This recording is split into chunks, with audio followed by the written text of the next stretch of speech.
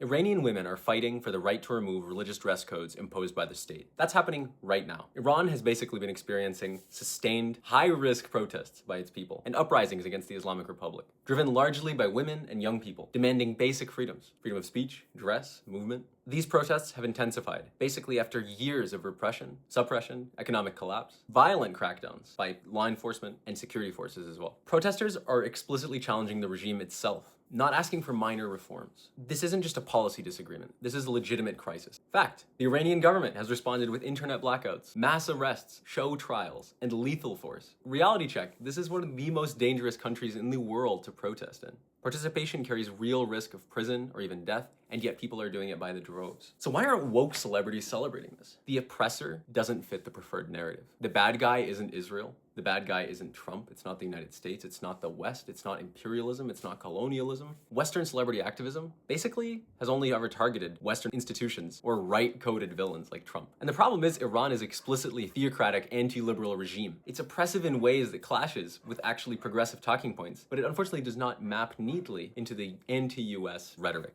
The result? Silence. Nobody's talking about it. Nobody's criticizing it. It doesn't fit the narrative. It exposes a contradiction. Iranian women are fighting for the right to remove religious dress codes enforced by the state. They're fighting for the right to remove that so that they can wear what they want, so they don't have to walk around covered. And the issue is that that directly contradicts with years of celebrity messaging that basically framed this kind of covering as empowering. We can't criticize it because we just don't get it.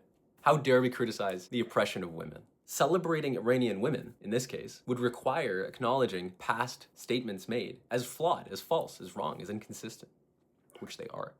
Point number 3, there seems to be no social reward for this. Right now, because nobody's really talking about this, Posting about Iran isn't going to earn any celebrity, any applause. It's not going to get anybody any more followers or retweets or likes. The result of this, there's no hashtags, there's no script, there's no upside. And that leads me to the uncomfortable reality, the uncomfortable truth. When women in Iran demand basic freedoms, they're demanding the very values that Western progressives claim to defend, and yet the loudest voices have gone quiet. Because this revolution does not fit the preferred narrative. It can't be safely sloganized. It's a little hard to market. This isn't about left versus right. It's about who actually stands for freedom when it costs something, when it matters, and who only performs morality when it's safe or celebrated. We need to have a higher standard for our people in power, politicians, for our celebrities, speakers we listen to online, authors that we read, and we ourselves need to have the courage to stand up for the right thing, even when it isn't popular. As long as we believe it's the right thing to do, we need to have the courage to stand up for what we believe in. In this case, that means standing up for freedoms. If you guys agree, follow for more.